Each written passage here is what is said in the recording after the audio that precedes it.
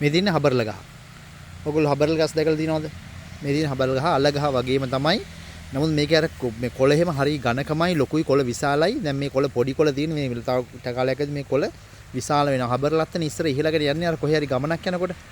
ගමනක් යනකොට වැස්සක් ආව්වක් ආපුවාම ගොඩක් වැස්සට තමයි හබර්ලත්ත කපලා හබර්ලත්ත ඉහළගෙන තමයි යන්නේ. ඉතින් ඒ තරම් ලොකුවට හබර්ලත්ත හැදෙනවා. ඉතින් මේ හරි ලස්සන තියෙන හබර්ල ගහ මේක ගොඩාක් වෙලාවට ඖෂධ වලට සිංහල ඖෂධ වලට හබර්ලා අල්ල ගන්නවා.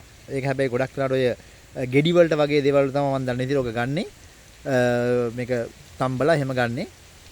හබර්ලා අල්ල පොඩි කෑල්ලක් ගන්නෙ. මේක මේ සැරයි හරියට විසයි හබර්ලා.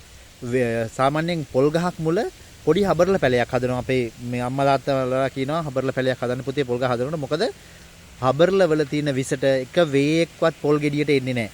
ඉතින් මේ වගේ අපි කරන ඒ කාලේ ඉඳන් කරන වැඩ තියෙනවා.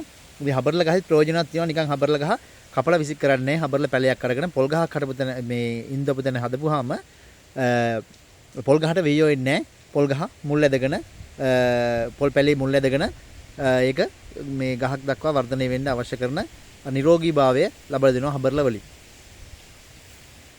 හොඳයි.